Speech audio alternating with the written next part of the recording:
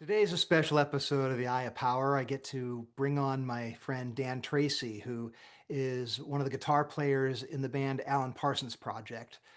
If you're familiar with classic rock, if you're familiar with the history of rock and roll, you know who Alan Parsons is, and one of the more successful bands really of all time. And they have a really special thing going, and a lot of it is because of the attitude they have, the success attitude they have. Alan's a great leader. He brings great people along with him, also great leaders themselves. Dan is a fantastic leader, fantastic person, fantastic musician, and has lots of wisdom to drop on us. So it's my great pleasure to welcome Dan Tracey to the show today.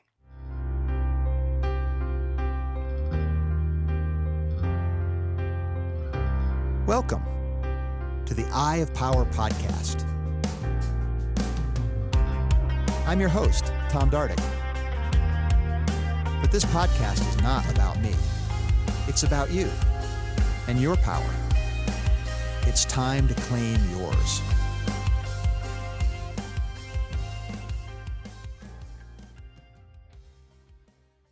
Dan, thanks so much for being with me today. Very much appreciate seeing you again and you coming on with us, and going to ask you a whole lot about your life story because I think there's going to be some inspiration there. So thanks.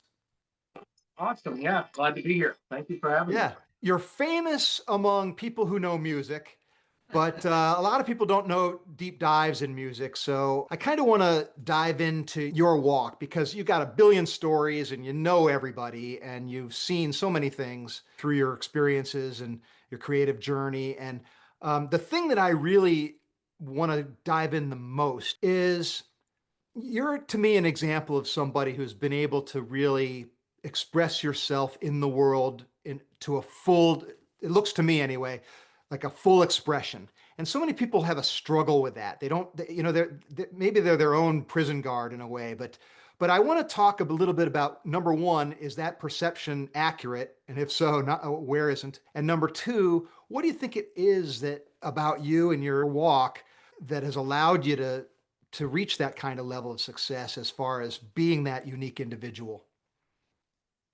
Well, thank you first of all for even noticing that. But yes, I would think that would be an accurate depiction Okay, good. um, of me. Man, I guess like most people, I was probably a young kid who was afraid and worried about what people thought and all that. But just going through things and learning from both by example, watching other people, and also, man, I've just been one to always throw myself to the sharks and not be afraid of it. I tell people I learned how to play tennis well one summer because this kid, Paul Callahan, who was our valedictorian, kicked my ass for 2 summers straight. And you get better by default if you're around people and you're not afraid to lose and fail once in a while. If you're around people that are great, this is going to rub off on you. Okay, the bar gets set, and internally that does something to you. And then the other thing I would say, the other guitar player in the project, who Jeff Coleman, he said something once that just rang so true. I can't remember the situation we were in, but it's something it's part of my ethos. And his quote was, "I'm not here to blend in, man." And Mm. and really, I mean, look, guys, we're here for a blip on the planet. And it's not that you're trying to show off or anything, but are you really, what's your mark going to be? What's your legacy going to be? You know? And let's be honest here, maybe one generation, even if you're great, one generation, you'll be forgotten. Even your great grandkids, all of that, right? But what is your mark going to be? You know? And if I'm here, I want to do something. I want to leave art. I want to leave an impression. I want to inspire maybe somebody that was like me, that was younger, that had this fire in them to do something, to not be afraid. I mean, that's the biggest thing I see when I do these rock camps with PJ. And these kids are timid, they're Yeah. afraid, and they've been poisoned by what they think success is, number one, Mm. and how to get it. Yeah, I mean, and I can understand the mindset. I mean, it's not like it's a rare thing that people can sing and play guitar. A lot of people can do that. And to stand out, Well, and you said it yourself. I mean, I've heard you say that Jeff is an intimidating guitar player. If you play the comparison game, that can be sort of a losing proposition, right? So that's that blend, you don't want to blend in, you want to stand out. So you don't have to try to do what the other person does, right? You figure out what you do, right? Absolutely. And yeah, you gotta figure out, when I moved to town, there were so many great guitar players here. And I really didn't want to be a guitar player. I moved here to be a songwriter. But Hmm. same thing, there were so many great songwriters here.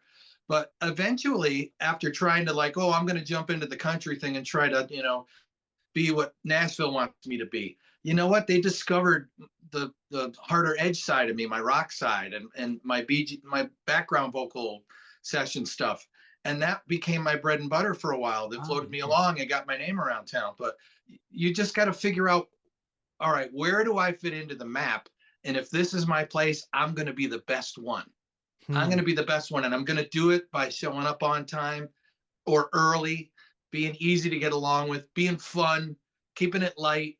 But man, when the red light comes on, you better deliver. You got to You deliver, yeah. know, Well, that's the mark of a professional musician, right? Where you do deliver, and then I know because there's so competence is not uncommon, right? The combination of uniqueness, competence, and then being a good person that people want to be around. Now you're starting to thin the herd a little bit, perhaps, right? absolutely. Yeah, I tell these kids at rock camp, I go, if you just show up early and you're nice, you've beat out 75% of people, which Wow. is sad but true.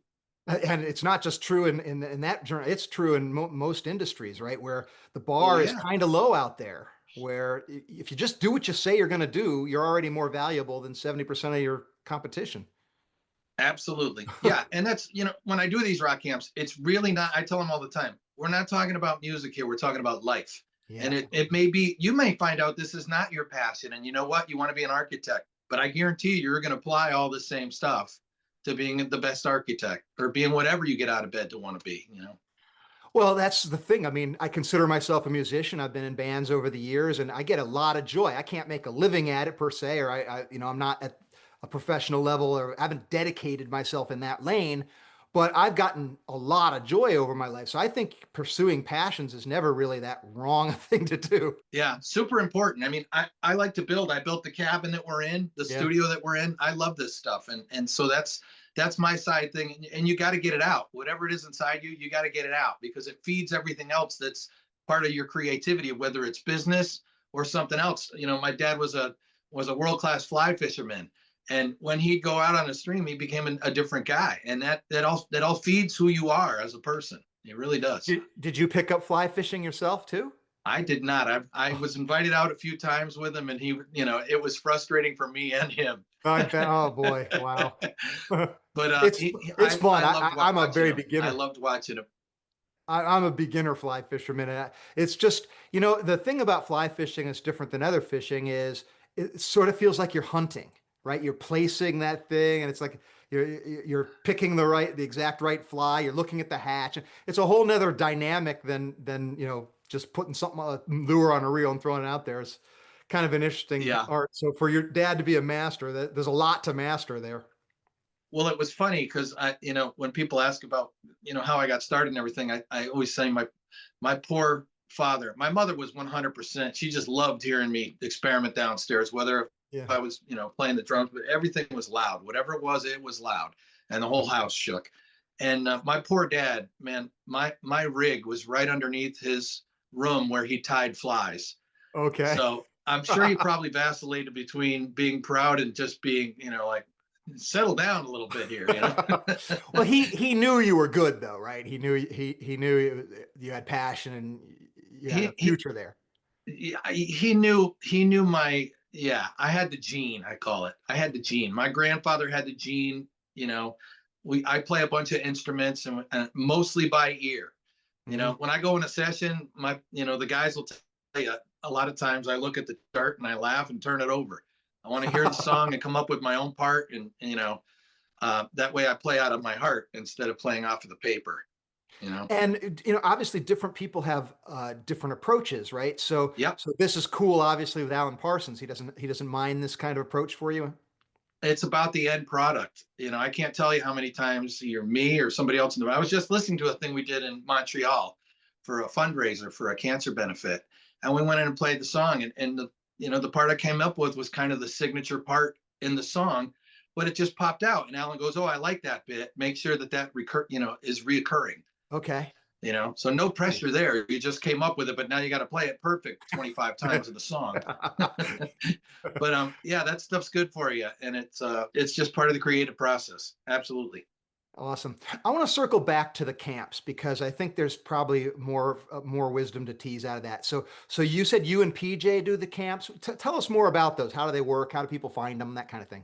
Yeah, so PJ, he's not doing them right now. Okay. It's been on a little hiatus, and I think things are changing up there, and kids are quite honestly into some other things right now. But for 4 or 5 years there, it was going really strong. But Okay. he does a thing in where he's from in the Upper Peninsula near the Houghton area in Michigan. It's part of Michigan Tech. PJ's dad was a conductor up there, and he ran the music program at Michigan Tech. And Okay. so we do it at the college there. And it was a bunch of people have gone, but over the last couple of years, it's been kind of me and Danny Thompson, the drummer, and Alan Parsons, who also played with Scott Weiland, a bunch of other people, has been Protein, and PJ. And PJ's great with the kids. And Yeah. basically, they come in and we let them kind of frolic around a little bit and get to know each other, and then they form a band, and then we let them play what they want to play. Whatever songs they pick, we just say it's just have fun. It's got to be fun, and then we go in and coach them and listen to what they're doing and critique it. And I mean, it's absolutely amazing. I go there at the end of a tour usually, and I loathed it for the first time. I'm like, how did I agree to this? And then I got there, and man, I got to tell you, it brought me back to the basement again. When I was cutting my teeth with my friends, playing down there and just playing music for fun, and just seeing all these kids, and you just don't realize how you're connecting the dots for them, because there's so much more than the music that's going on there. It really is so much more than the music. When you say kids, what are sort of the age ranges that are participants there? Where they were anywhere from around, I would say, 9 years old up to like 17, 18 years old. Okay. Okay. So Yeah, pretty wide range. pretty wide range, and every different instrument. Okay. And every different skill level. That's the thing. And a lot of them were just like this one girl, of course, she's sitting down going, I can't do it. I can't do it. I go, you gotta throw that out the window. You can do it. We're just going to figure out either an easier part for you to play here, and it's still going to be music, and it's going to lift up what's going on here. Yeah. So I come up with an easy part, and she was like, you see the light bulb go off, and then she feels comfortable. But it also lets her know that, hey, maybe I'm not at the level I'd like to be, but I can get there if I start here, you know. Yeah. And Yeah. they get Meeting. better by playing. They get better by doing it. So that to me is like meeting people where they are. So that's coaching 101, right? You're meeting people where they are. It's funny in mentoring and the mentor machine, we talk about a dynamic where it's sort of a two sort of a seesaw between confidence and humility, right? So you've got to have confidence that you can do it, and so you can pour yourself in, but you can't forget that no matter how good you are, no matter how much you know, there's so much more to go that you have to sort of stay with it so you don't get too full of yourself, right? And that you remain open to learning and noticing things from other people, right? Well, that's it. Absolutely. That's key. I mean, one thing comes to mind right away. There was these two boys, and they were doing the Boston song they wanted to do. Okay. And they were trying to, like, we can't do it. There's no way we can do it. I go, we're Were going they to do doing like harmony guitars? guitar Yeah. harmonies. Okay. Yeah. I think it was More Than a Feeling. Okay. And they're like, we can't do it. We can't do it. I'm like, oh no, you're doing it. So I said, we're going to do it in little pieces, and they went from being scared to death. And I had them do it on acoustic guitars. And when they Okay. finally got it, I said, all right, now go walk the halls of this college campus and play that for every girl you see. And you want to talk about confidence boost. I mean, these kids by the end of it were walking around like peacocks, right? And I said, okay, now don't get too heady about it. But now if you take it on in pieces, you could put this together. You just, don't say no. I said, that's a poor excuse. Well, in today's world, they get bombarded by El Saberio on drums or the Italian acoustic guitar player who's just freaking ridiculous. Yeah. Forget his name. But you see these things that just look superhuman, and then you're just like, well, I give up. And it's like you're not using the right metric there. Okay, but don't forget that you listen to a song like Time in a Bottle, or you listen to a song like Aubrey by David Gates. Not a whole lot of stuff going on in there, but it Yeah, absolutely emotionally kills you. yeah. So, I mean, what's the end game? Is the end game to see how many notes we can play? Which is, believe me, I love watching that stuff. But, how many balls can you juggle before you're considered, art? I mean, it's just I've heard great songs. There's a guy named I forgot his first name, but Chin is his last name. He's a producer, and he produced a friend's of mine's band Exile, Okay. who did Kiss You All Over. Yeah. And he was famous because he said, I like hits that have two chords. Think about that. Boom, when I get home, babe, boom, wanna light fire, boom. I mean, but you listen to what happens to that song as it lifts. It's genius. So it's Yeah. not really about quantity. It's always about quality, always. In any Yeah. business, in any music. Yeah, that makes sense. And it's an emotional connection. It's an expression, right? It's an expression of something. Right. Yeah, and bringing people along, right? Meeting people and bringing them along. So we can lose that when we get into the world with a lot of noise and people are trying to stand out. You said earlier, Jeff's quote of "I'm not here to blend in, man." And when 4 million books come out a year, or a couple of million podcasts, or you name it, whatever it is, I'm sure people can self-produce and put their music on Spotify, and now there's a million different songs in this one genre. How are you going to stand out? How's somebody going to find you? The incentives start to bring us to the outlandish rather than the true and the real. But what's your view of that kind of dynamic? Well, I think it's always dangerous to put goals before or rewards before goals. Ooh, okay. Okay. I've got a bunch of, younger people that I produced, and they're all like, hey, when am I going to when are we going to be able to graduate to a tour bus? When are we going Mm, to be able to do and I say, well, it'll happen by osmosis because we're doing great work. So mm, you have to, it has to be the work. I mean, that's anything. Think yeah, about any yeah, field. The bottom line is it's about the work, right? And the rewards come. The rewards will come. And some of those rewards you're gonna think you wanted, but you don't really want them after you get them. yeah. So all that stuff comes, but you got to navigate that. But the bottom line is you have to. I mean, I've just never been one to react to this all time. It's nice when people pat you on the back or clap. I'm not gonna lie and say I don't love the energy of the audience when we get out there and play, right? But Yeah. that's not.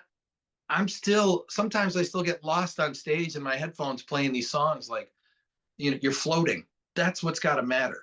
That's what's got to matter. You reminded me what something I often say is think about the journey, think about the experience right here and now. That's where the magic is. And if you're too, it's not that we don't have goals or that we don't have aspirations and dreams, but if we're too focused on the future, or not the future, but too focused on, like you said, outcomes, and so often that can be tied to ego rather than something that's a little bit more authentic. Yeah. I look at it a bit like a sailboat, right? Okay. Can you control the wind? Nope, You you really cannot. can't control the wind, right? Just like we can't control other people, what Right. other people think, what other people do, what businesses do, all that, right? But if you're in this boat, you can navigate, okay? You got to Yeah. roll with it. And this is a very important thing to me is, sometimes when things aren't going your way, you got to adjust your sails and you got to take advantage of the wind that you do have. Or maybe if you don't have wind, you go, you know what? This might be a time when I'm just supposed to float for a little bit and reevaluate and look at assets. When I say assets, I'm obviously not talking about money or things. I'm talking about what do I have that I got going on that's great right now, and how do I expound on that? I And love to that. me, it's usually always about broadening your circle of people that you're working with. and Okay. good people, good quality people. And I'm not talking about someone who can do something for you, good quality people, because that stuff rubs off on you. It keeps your bar high, and it keeps you in circles that you need to be in. Those people are going to be successful by osmosis, okay? Because they're around good people and they're around interesting people. You can tell. You can Yeah. tell who you want to. And that's not saying I push people out of my circle. I like everybody, and the more scars, the better, because those people are interesting. They always have better stories, right? Yeah. But you definitely want to have. I have a tight circle of people, and our band is a tight circle of people. You don't just let anybody in to this camp. It's the example I would give is when Jeff came into the camp and Alistair left the band. How long ago was that? I want to say 6 or 7 years ago. Okay, so not that long. Okay. Not that long. When Jeff came in, like all of us, nobody gets an audition. You're thrown on stage in front of, in his case, same thing, 30,000 people in Germany. And, I watched a few videos. I'm like, wow, this guy's a total gunslinger, man. He could do it. But I've also been in bands where we brought somebody in that was just amazing and there's no chemistry, right? Yeah. And that's probably like on a business team too. You get a hot shot that comes in and it's just not a match. It doesn't drive, it just doesn't feel right. And Yep. so I remember we played the first show and I went into Alan's dressing room. I go, did you hear that? And he goes, yeah, he's pretty amazing, right? And I go, I'm not talking about the playing is one thing. Obviously he's amazing. Nobody, I mean, anybody could see that. Yeah. I said, he's a listener like the rest of us. He's listening. He plays with the band. He's reacting to what's going on in the band. And he's only played one gig, but that tells you right away he's a listener. I'm not talking about looking around. You could just feel it. You Yeah. could feel it. Not talking about the simple stuff. I'm talking about living in the nuances.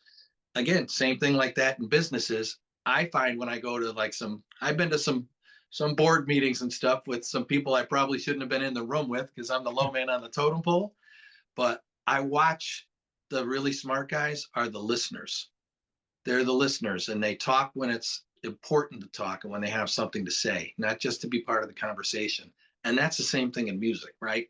You don't Yeah. just start playing because, wait a minute, somebody's not looking at me. I gotta, I love my role in the Alan Parsons Project, playing, more of a support role in there with vocals. I sing a couple of the songs lead, but Yeah, you you know, you get some spotlight time. yeah, everybody does. But adding, I love adding the frosting to the Yeah. cake. To me, the best music is a great conversation where the parts are really just, the person wasn't going to do that if they weren't reacting to what this other person did. And that's when there's dimensionality to it, right? Right.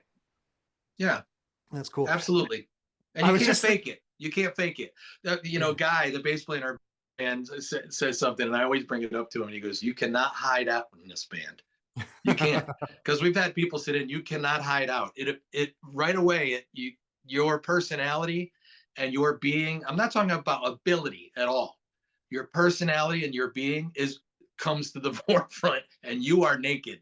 Yeah. You know. Well, and seeing the project, it is like that. It's like everybody's got their thing. It's all different, but it all blends together. And the songs are so strong. That's the other thing that helps. Well, yeah. I mean, Yeah. we're very lucky we play this catalog that Eric and Alan put together, and it's Yeah. even the guys mixing the show.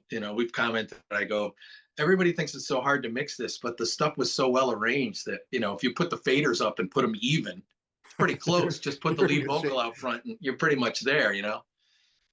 I saw a couple weeks ago. I went and saw a Steely Dan tribute band who have a good reputation. They've done good shows. The mix stunk. Oh yeah, You couldn't hear the bass drum, the kick drum. The bass guitar was way too low. And so yeah. in a live show, you need some of that oomph, and they had none of it. And it was like, oh man. And I'm thinking, don't the sound guys know this? It's like, I don't understand. How can things well, and it reminds me of actually the show when I saw you on the cruise in August.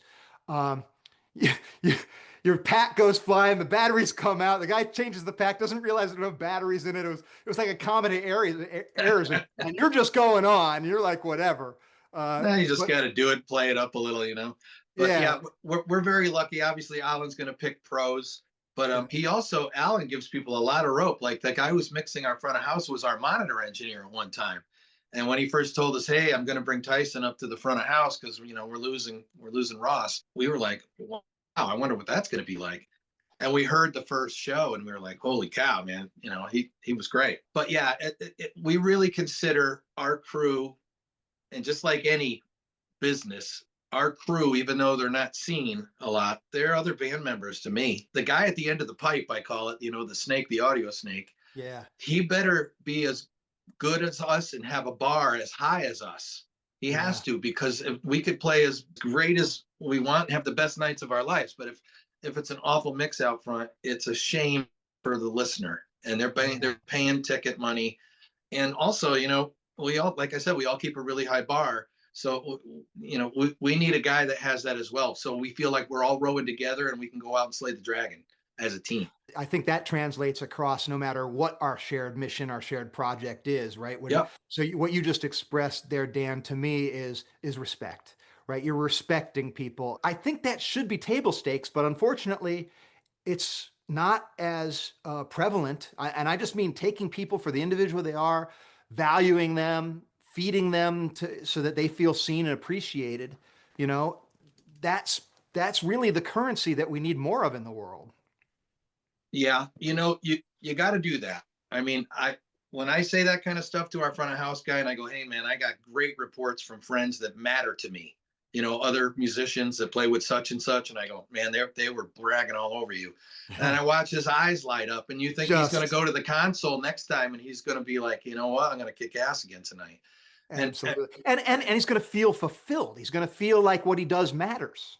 totally. And Yeah. and we make sure, I don't want to say I purposely do this, but I'm not shy about telling him that in front of other people Oh, that that's a hanging plus. out around us, because um, it's important, and it's important for those people to know that it's just not six guys up or seven guys up on stage making this all happen. It's a big deal to have a front of house guy and a monitor guy and a lighting guy that know what Yeah. they're doing, and they care about their craft as much as we do. It's important.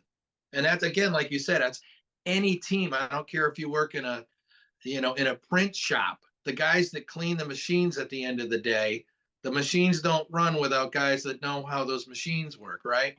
You Yeah. got to have every moving part feeling like they're part of the team. It's super important. And to take these things for granted is really at best it's a lost opportunity to have a team that really elevates. Yeah. And You know worse, what? you lose people that they don't care about you. You don't care about them. They don't care about you. And now we're living this sort of half life. Yeah. I mean, trust me, I fall short sometimes too, not thinking about people, and because I'm busy, but I Yeah, try, like you're a when we human leave. being. You mean? Yeah, I know. But I try when I leave the venue. I usually go out at the end and I'm like looking at either to make sure one of my guitars wasn't left behind by accident or something silly. And I always see the crew out there busting ass, and they want to go home, and they've been there all day. And I always go, "Hey, local crew," and I give them a thumbs up and I go, "Great job, man. Thank you." And you know what? I had a guy tell me, he goes, "You guys were here 3 years ago." And I never forget, at the end of the night, you came out and you brought us a couple of beers and you said, "Man, great job." And I thought, he's a team member now. I mean, he's there for us. If I need something, he's gonna come to the rescue, because he wants it to go off and he feels part of the team and he is part of the team. Yeah. But I try to make those guys feel like they're not just some schlep on a show, because they're not. No, they work hard. Those are very difficult jobs to hold over a long period of time. It's not an easy road, you know. Oh yeah, totally, Yeah. totally. Back in the day when I used to work for a sound company, and I was in a house with four guys that all worked for Maryland Sound. This was in the 80s. So they had come back off the road with all kinds of stories and, so some entertaining stories and some nightmare stories. And it was, Right. but it was hard. It was really hard for them to mesh with everybody else in the world because they would have to be gone for months at a time or, that kind of thing. It was Yeah. just a difficult thing. I'll also tell you that there's been moments.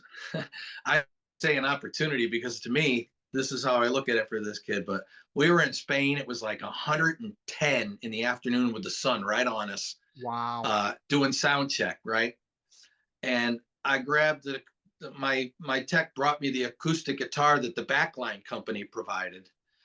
And man, this thing had rusty strings. Like Oh, God. I'm like, I literally am going, I haven't had a tetanus shot in 2 years. I can't play this thing.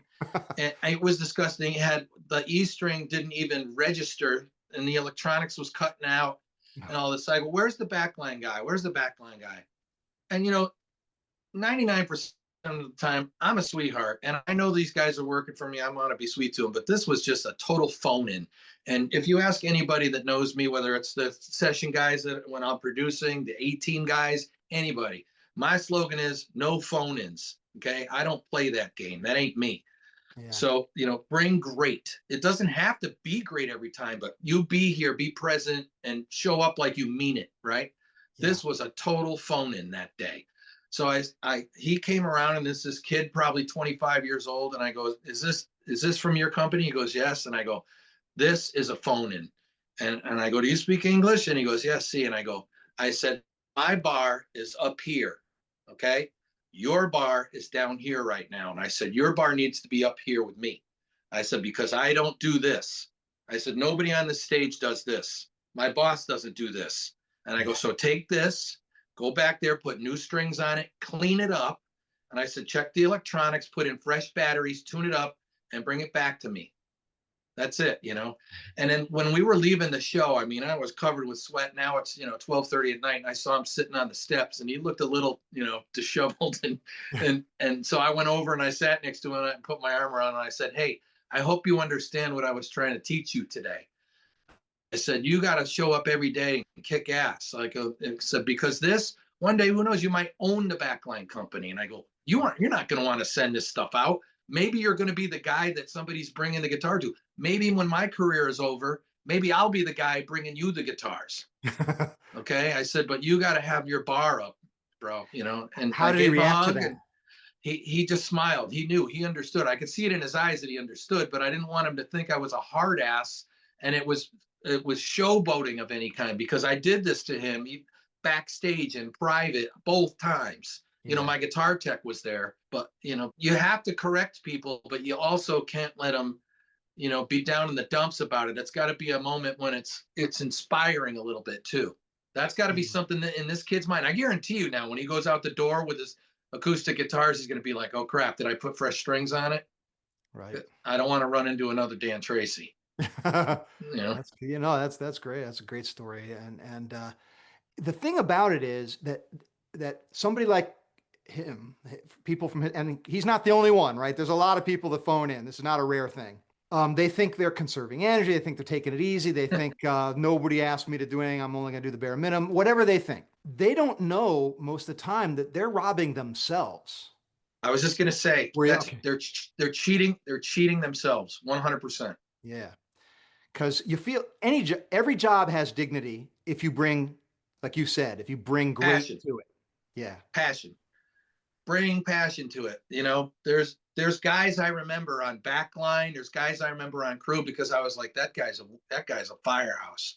He's a smoke show, I call it. I said, when this guy shows up, I mean, people, and that's what it is, man. Bring some energy to what you do. If you're gonna, and I get it. I don't know what's going on in everybody else's life. People are carrying some heavy shit around today too, right? But part of it is, there's an easy way to correct all that too, no matter what you're carrying. And that's inspire others. And that in turn inspires yourself. It just does. It will. I'm going to give you credit, but I'm going to use that. Okay. But it's true. I mean, I do it with my grandkids. I find myself trying to teach my grandkids something.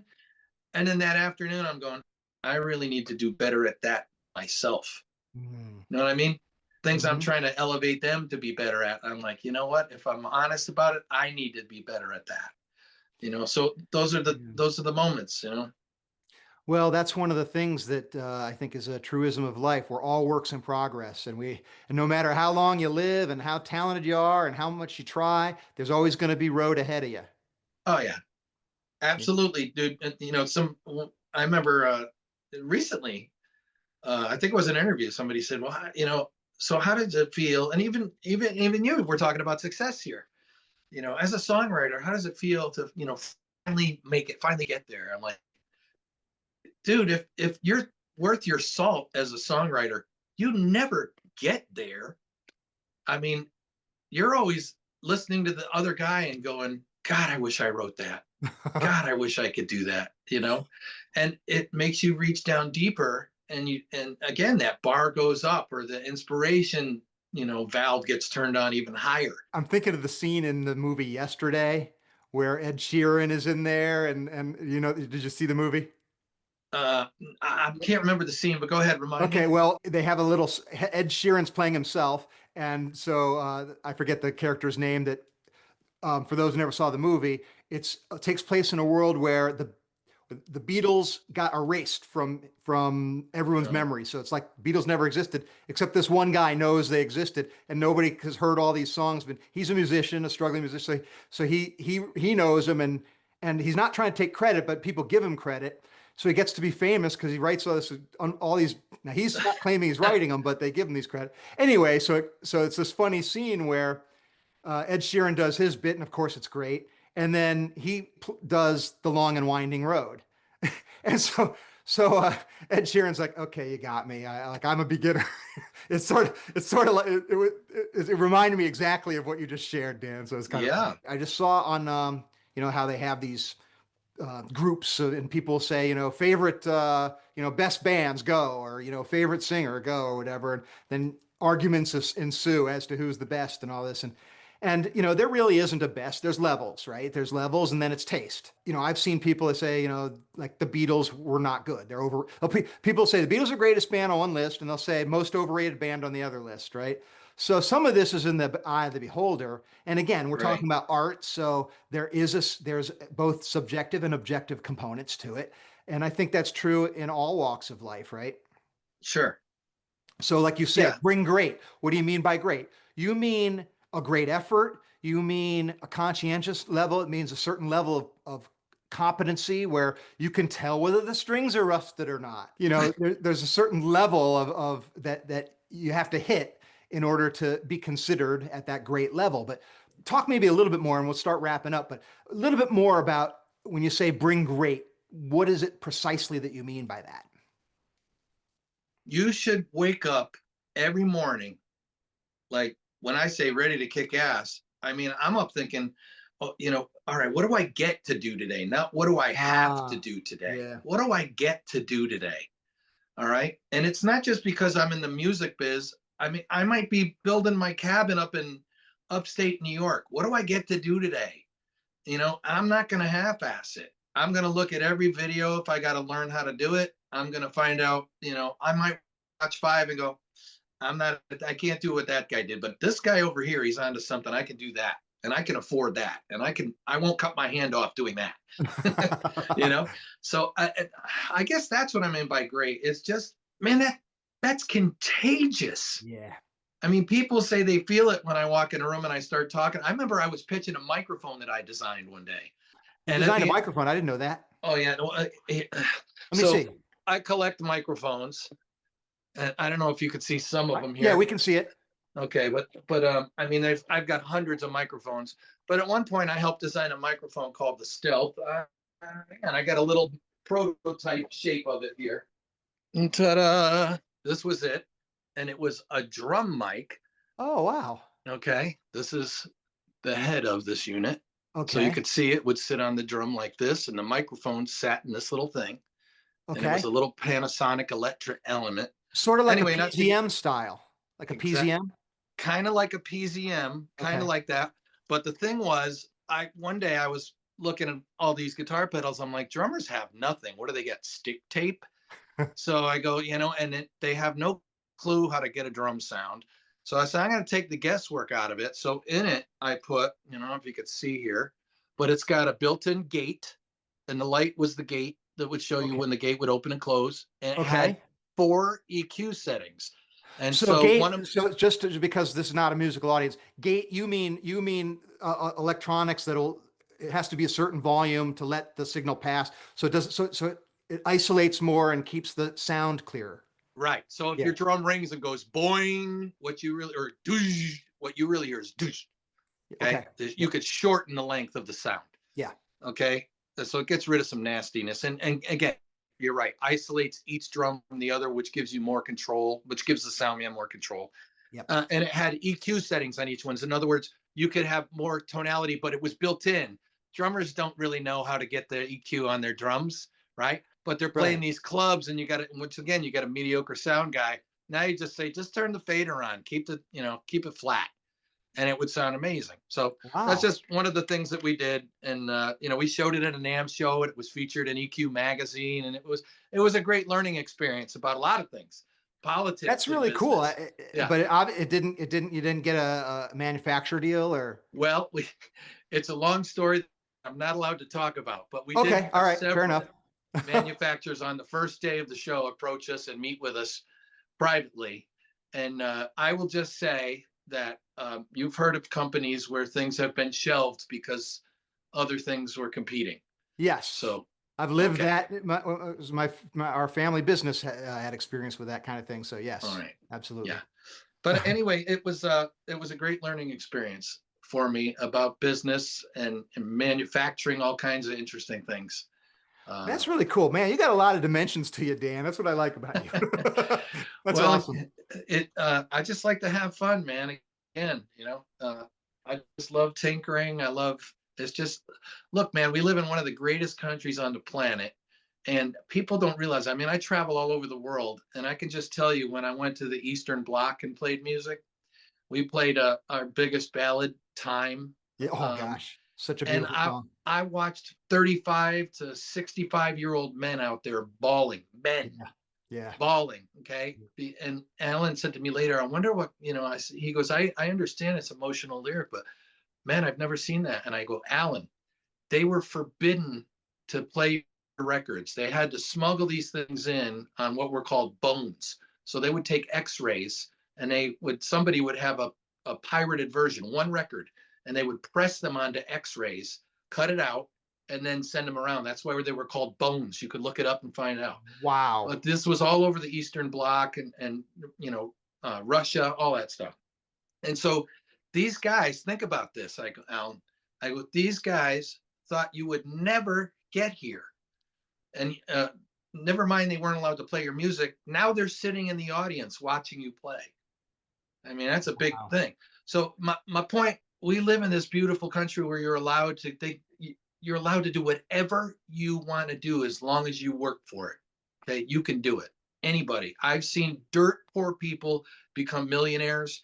I've seen people that can barely play guitar become amazing songwriters and live in $1 million houses. You can do whatever you want to do in this country. You could start companies. We all know somebody that came from nothing and started something. And the funny thing is, though, it's, oh yeah, well, his dad had money. The funny part is, if you look into a lot of these families, usually the parents are like, I can't give you a real lot, son, because I want you to go out and make your own way, or Yeah, daughter.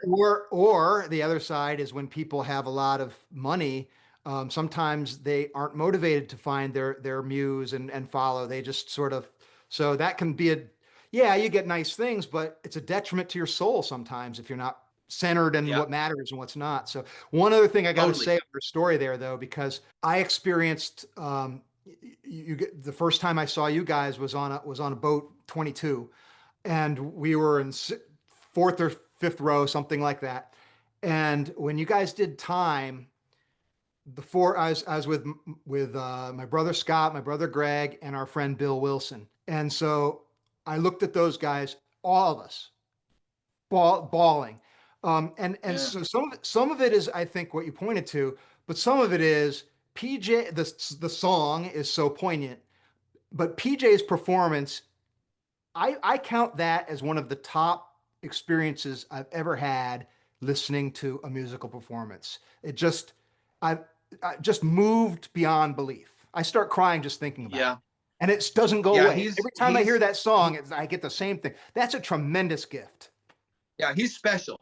It's funny, again, I want to bring it back to the rock camp a little bit. Okay, please. So we were talking about ability and different things to the kids, and I go, what PJ does, what he's able to do, because PJ was going, I can't sing high like that, Tracey, and hit all these notes. And I go, none of that matters. I go, what PJ can do, you can't really learn.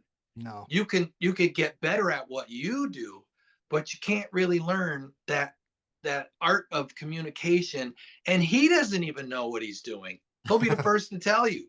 It just comes out. He's an emotional being. Yeah. And he feels every word, and in turn he makes you feel every word. That's it. And it comes across. He's figured out how to connect what, his heart with what's coming out of his voice. And a So lot much of people power. can't do that. Yeah, a lot of people can't do it. Right. Well, it takes courage and honesty. And like you said, if he doesn't even know, maybe it's just a talent, a gift. I'm not exactly sure, but it seems to me like we might all have the capacity for it, but we tend to get in our own way.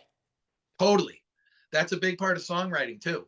I just Yeah. wrote a song a couple weeks ago, and I had to tell somebody, they're like, oh my God, these lyrics. And I said, yeah, but I said, I'm finally at a place in my life where I figured out I have to get out of the way and let it, it comes from somewhere. I don't know what people believe spirituality wise, who they believe in, but look, it comes from somewhere. Any kind of creativity. You're going to tell me it comes from the corners of your brain. Okay, whatever. I think that's deeper than that. But the biggest thing, like you say, no matter what it is, even if you're, in business, in marriage, in working, whatever, get out of the way. Yeah. Get out of the way and let it materialize. And then you can start crafting it. Okay. So the big thing with songs for me now is to make sure that I get it out, because typically the first ideas are the best. And they're the best because you're not overthinking it. And same thing with me. I always tell Alan, make sure we're in record, because my first couple passes are going to be my best. They might not be perfect, but they're going to be my best. After that, I'll start living way too much in the nuances and trying to play things that my brain hears to make it better, but that you as a listener will not hear or will not notice. But my first couple passes, you were like, oh, that's special, right? So that's the same thing in songwriting. That to me is the same thing in business or whatever. Get the idea out first. All that excitement that's there, right? Because that's the passion that you have to put it out. Now you go, okay, how do I craft this a little better? How do I polish this? That's tremendous. I think that's a great way for us to start wrapping this up. Do you have any other thoughts, stray thoughts, before we sort of call it a conversation here, Dan? Live every second. Don't blend in. I love that. Thanks so much, man. It's been awesome to talk to you. Appreciate it. Hey, Tom, I knew you were special when I met you at the first cruise there, and we were kind of just chatting. Where were we? We were heading across some bridge in the sweltering heat somewhere, right? The funny thing about those kinds of things is there's so much going on. It's hard to remember specifics about anything, because it's total sensory overload.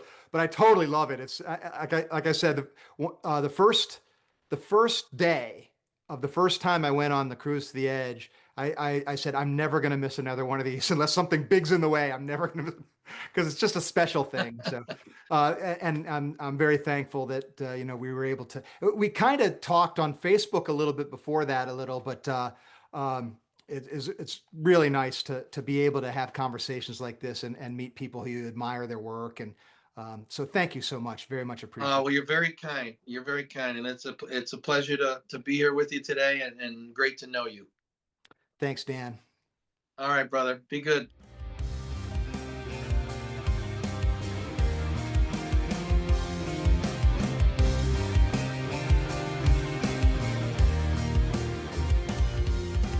This has been the Eye of Power podcast with Tom Dardick. I'd like to thank you for listening. I'd also like to thank my brother, Scott Dardick, for the music and his music production. If you'd like to reach me, simply email Tom at dardickcommunications.com.